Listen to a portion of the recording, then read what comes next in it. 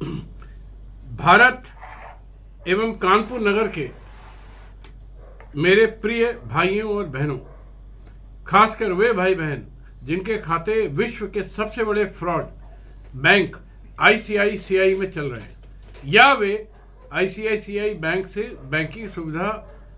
Banking शुरू करने का इरादा रखते हैं।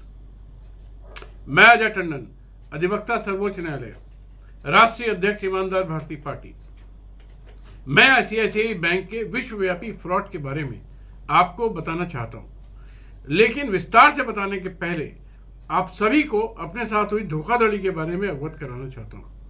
साथियों, आप अंदाजा लगाइए कि मैं पिछले 45 वर्षों से सर्वोच्च न्यायालय का वकालत कर रहा हूं। मेरी उम्र 70 वर्ष है और मेरे जैसे अनुभवी एवं पढ़े लिखे व्यक्ति के साथ आईसीआईसीआई बैंक धोखाधड़ी कर सकता है तो आप लोगों के साथ तो कुछ भी कर सकता है, कभी भी धोखा दे सकता है। आपका करोड़ों रुपए जमा हो और सुबह उठो तो पता लगा सब गायब, खा गया आईसीआईसीआई बैंक, तो सोचिए क्या होगा। सरकार और कानून देश का कहता है कि सीनियर सिटीजन की इज्जत करो, उसके साथ अच्छा व्यवहार करो। आईसीआईसीआई एकदम गुंडों जैसा, आर्थिक आतंकवादियों जैसा, चोरों जैसा, लुटेरों जैसा व्यवहार कर रहा है। और ये चेयरमैन तक हैं साले, ये सब तिहाड़ जेल जाने लायक है।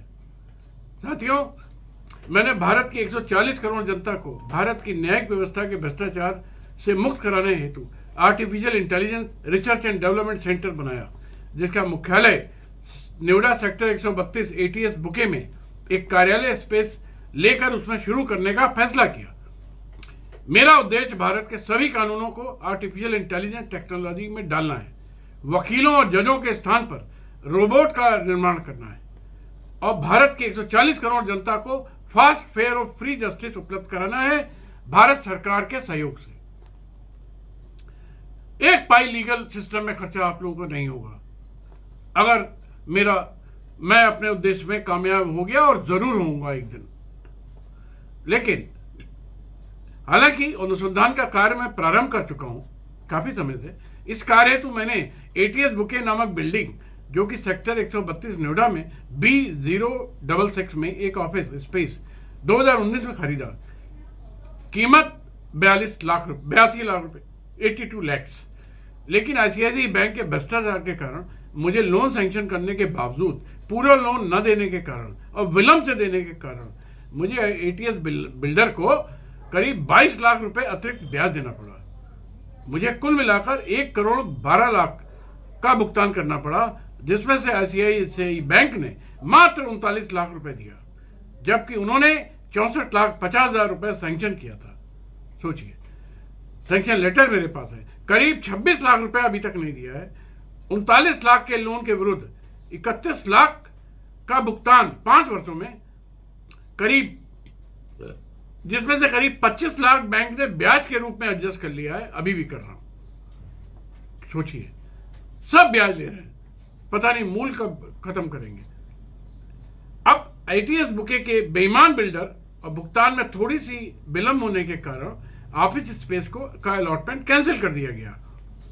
मैंने आईसीआईसीआई बैंक शाखा माल रोड शाखा के मैनेजर विवेक मालवीय और मिस गुंजन से निवेदन किया कि मुझे सैंक्शन राशि का भुगतान कर दें, ताकि बिल्डर ने फ्लैट कैंसिल कर दिया है उसको मैं ठीक करा सकूं और मैं भारत के 140 करोड़ लोगों के लिए एक बड़ा भ्रष्टाचार मिटाने हेतु कार्य करना चाहता हूं। साथियों, विवेक मालवीय और मिस गुंजन का जवाब था, टंडन जी, आपका भारत भाड़ में जाए, आपका एआई प्रोजेक्ट और आप भी भाड़ में जाएं, आपके 140 करोड़ लोग भी भाड़ में जाएं। उसका कहना था उन दोनों का कि आईसीआईसीआई बैंक देश प्रेमी नहीं है, धन प्रेमी है। उन्होंने मुझसे 1 लाख रुपए रिश्वत की मांग की और बोले कि हम तभी आपका शेष रुपया दे पाएंगे अगर आप रिश्वत दे देंगे। मैंने रिश्वत देने से इनकार कर दिया।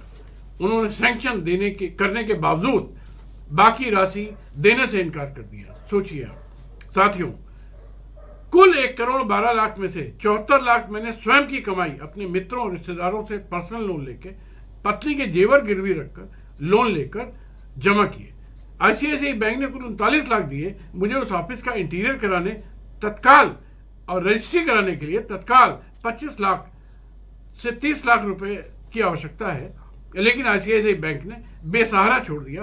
5 वर्ष पहले 64,50,000 सैंक्शन करने के बावजूद। सोचिए आप, इतना ही नहीं, मेरे द्वारा लोन 2020 में लिया गया था, आज 2025 तक आईसीआईसीआई बैंक मेरा अकाउंट 2 बार एनपीए कर चुका है। यह भी घूस न देने के कारण हुआ साथियों। दलालों की मदद से विवेक मालवी और मिस गुंजन लाखों का इलीगल ये हमारी प्रॉपर्टी बेच देते, उसको एनपीए करके, और उससे औने पौने में बेचते, लाखों रुपए कमाते, जिस पर मैंने भूख हड़ताल की, अनशन किया। तब जाकर उन्होंने, इन कमीनों ने एनपीए वापस लिया। मैंने आईसीआईसीआई बैंक के खिलाफ थाना कोतवाली कानपुर नगर में एक विस्तृत आपराधिक शिकायत 1 वर्ष पहले भेजी थी, लेकिन विवेक मालवी और गुंजन ने पुलिस को रिश्वत खिलाकर एफआईआर रजिस्टर्ड नहीं होने दी। साथियों, मैं कानपुर और पूरे भारत के लोगों से प्रार्थना करता हूं, यदि आपका खाता आईसीआईसीआई बैंक में है तो उसको तुरंत वहां से हटा लें, खाता हटा लें। 1 नंबर का चोर, बेईमान, धोखेबाज और फर्जी बैंक है, क्योंकि ये बेईमान आपको कभी भी धोखा, कभी ना कभी धोखा देंगे। मैंने आईसीआईसीआई बैंक की प्राथमिकी की प्रति जो अपने डिस्क्रिप्शन में मैंने डाल दी है, भारत की वित्त मंत्री तक को भेजी, लेकिन जिस आईसीआईसीआई बैंक के चेयरपर्सन, पूर्व चेयरपर्सन चंदा कोचर ने 4,000 करोड़ का फर्जीवाड़ा करके अपने पति और देवर की कंपनी को फर्जी लोन दे दिया। सीबीआई इन्वेस्टिगेशन के बाद वो दोषी पाई गई और उसे तिहाड़ जेल भेजा गया, उस गंदी चेयरपर्सन आईसीआईसीआई बैंक को। इसके अलावा एबीसी शिपयार्ड में आईसीआईसीआई के प्रेजेंट चेयरमैन ने 25,000 करोड़ का फर्जी लोन दिया। दोनों ही मामलों में चेयरमैन ने भरपूर रिश्वतें खाई। साथियों, ऐसे अनेक भ्रष्टाचार हैं आईसीआईसीआई बैंक के खिलाफ, जिसको मैं आपके अगले वीडियो में डालूंगा। यदि आईसीआईसीआई बैंक के लोग मेरे साथ भ्रष्टाचार को बंद नहीं करते तो मैं आने वाली 16 मई 2025 को आईसीआईसीआई बैंक माल रोड में अन्न जल त्याग कर अनशन पर बैठूंगा, आमरण अनशन पर बैठूंगा। यह अनशन तब तक चालू रहेगा जब तक विवेक मालवी, मिस गुंजन को पुलिस गिरफ्तार करके जेल नहीं भेज देती। आप सभी से निवेदन है कि आप ज्यादा से ज्यादा संख्या में 16-25 को अनशन स्थल पर पहुंचे और मेरे अनशन को सफल बनाएं। भारत माता की जय, भारत माता की जय, भारत माता की जय।